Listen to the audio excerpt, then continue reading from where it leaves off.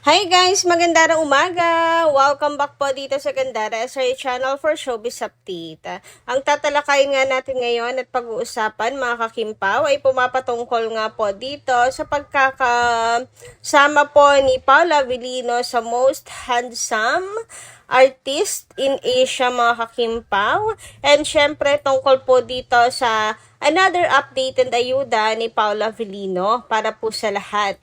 Pero bago tayo magsimula, sa mga hindi pa po nakaka-subscribe sa ating channel, pakiclick lang po tayo na ating subscribe button at notification bell na nariyan po sa baba para mag-i-updated po kayo at ma-notify tuwing may bago tayong chika at balita hinggil sa Kimpaw. Maraming salamat!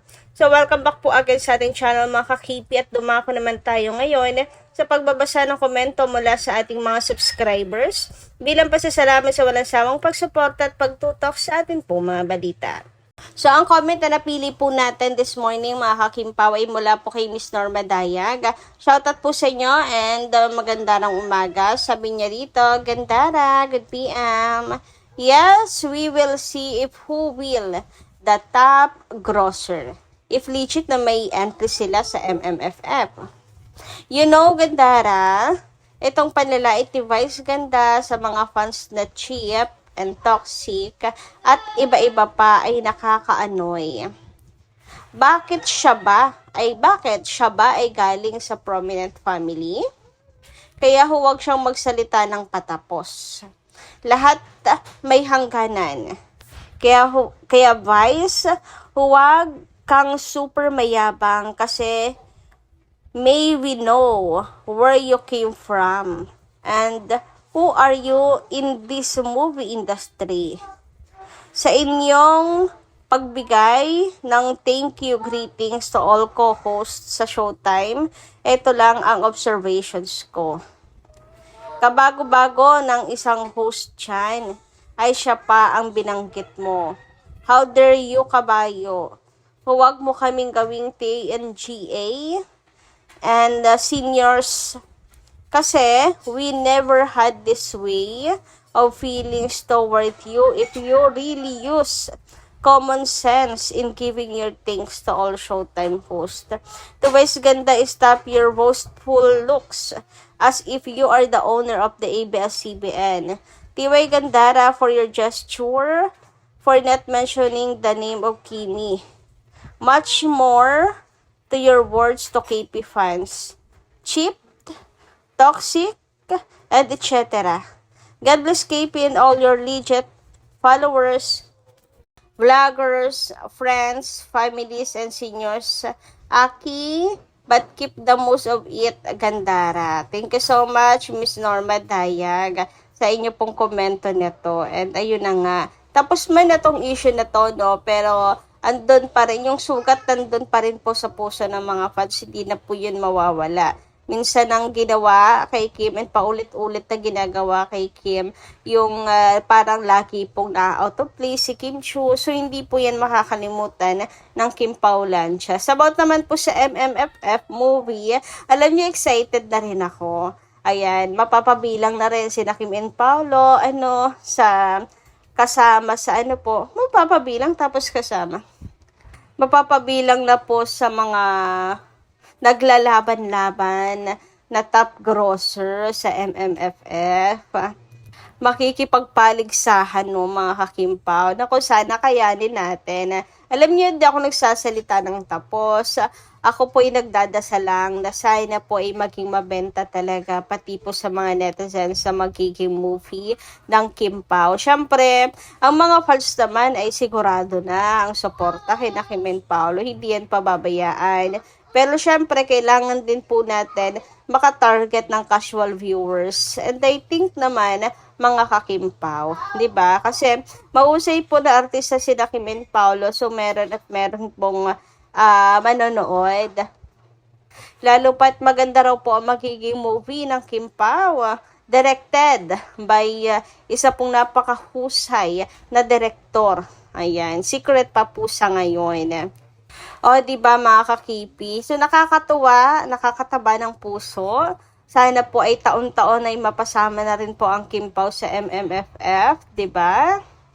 May tiwala po talaga sila sa Kim Pao. Alam po nila na may laban sina Kim and Paolo at tatapo po talaga ng kita sa takilya. Anyway, dumako naman po tayo sa kaganapan sa Showtime kahapon. So mukhang nag-alala nga po si Chinita Princess mga kakipi. Present po si Kim Chiu sa Showtime at isa po sa napag-usapan mga kakimpaw nila Kuya Chong, ni Chang Ami, ang outfit ni Kimi. Yes, sabi ni Kim, ganyan yung outfit niya, leather, dahil malamig daw mga kakimpaw. So may paalala po si Kim Chiu para po sa lahat, na mag-iingat po kasi maulan at malamig. Ingat lahat ng madlang people, lalo na sa mga outside. Siyempre, mahirap nga naman magkasakit, sabi ni Kimi, di ba mga kakimpaw? Ang hirap pala kasakit ka, ang daming nabibinbin na trabaho, which is true. Sa panahon ngayon, pag hindi ka nagtrabaho nga, mga kakimpaw, ang hirap pag nabinbin, di ka makakilos. Parang lagi kang maghahabol, mga kakimpaw. Kaya mas maigi na po yung mag-iingat lagi.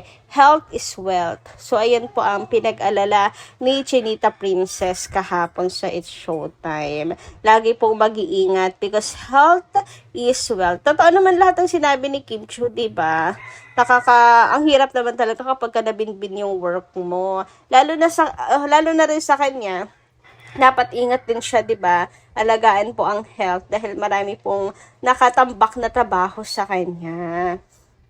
Anyway, pag-usapan naman natin ang tungkol po dito sa isang votings na posted po ng Quoted Asia, mga kakimpaw. So, kalaban ni Paolo Avellino dito ang ilan pong mga handsome men in Asia, mga bigating rin po mga kakimpaw tulad yun Bin sa Korea, 'di ba? Napakasikat niyan mga kakimpaw, bigating artista.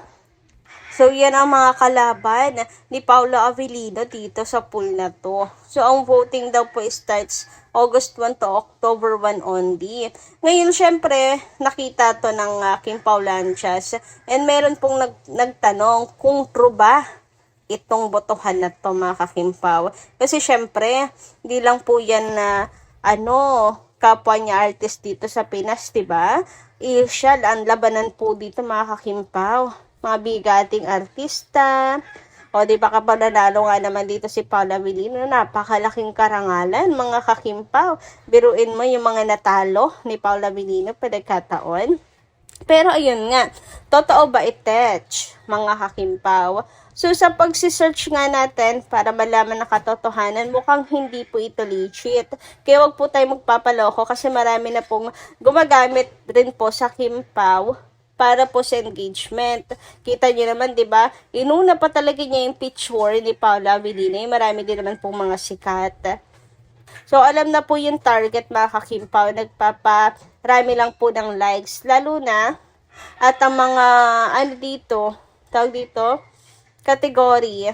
Dapat mag-follow muna, i-like yung picture, paramihan, mag-follow sa page, i-share yung post, diba, for engagement talaga, mga kakimpaw. Sabi nga dito, tingin ko hindi siya legit. Baka gagatasan lang kayo niyan. Pamparami ng followers din. Kakagawa lang ng page nung June. Be careful sa mga ganitong pa-voting sa FB. Ayan. So, kakagawa nga lang ng June, 2026. So, created June 2026.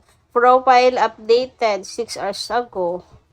O, diba? Halatang fake siya, mga kakimpaw. Kaya ingat-ingat din po talaga po tayo. Ang atin pong pagtuunan ng pansin ay ang votings para po sa IMBC Award for Chinita Princess para manalo po si Kim for Best Global Star. Samantala, narito naman po ang bagong update ni Paolo Avellino sa kanyang IG story kahapon, mga kakimpaw. Yes, parang may hawak po siyang small glass ng coffee, mga kakipi, na para ba nang aalok nga, mga kakimpaw, para po sa lahat. Tamang-tama, malamig po ang panahon dahil umuulan mga kakimpaw. Kaya tamang-tama lang po ang coffee. Ngayon, meron naman tayo nakitang edit mula po kay Carlos Miguel. So, ayan mga kakimpaw. Napaka-cute dahil nilagay po ang mukha ni Kimberly sa coffee mga kakimpaw na para bang inaalok nga niya si Chinita Princess ng coffee. Ngayon taglamig mga kakimpaw. Sabi nga ng iba, baka daw ito ang dahilan kung bakit nagmamadaling umuwi si Kimi. Kasi pinapauwi na siya ni Paula Avellino. Pinapag-coffee na mga kakimpaw. Sabi naman dito sa post ni Carlos Miguel, sayang no? Sorry Carlos na-cut to oh. Hindi ko na ano yung pangalan mo. Anyway, mula po ito sa kanya and credit sa'yo. Sabi niya, miss na daw ni Mr. Producer ang misis niya. Charot, haha. Grabe, ilang oras pa lang nakalipas. Miss na agad. Na para bang hindi hinatid sa showtime. Huy, bakit may paghatid na nalalaman eh? So, ayan mga kakimpaw, napaka-cute lang nitong edit niya. Hindi puso ang nakalagay, no? Kundi mukha ni Chinita Princess. Abay, napakahusay, napakataba talaga ng utak ni Carlos Miguel. Kuhang-kuha din talaga ang kiliti ng Kim Paulanchas. Alam na alam kung paano pasisiyahin ang mga fans, no? So, ayun na po muna ang ating update.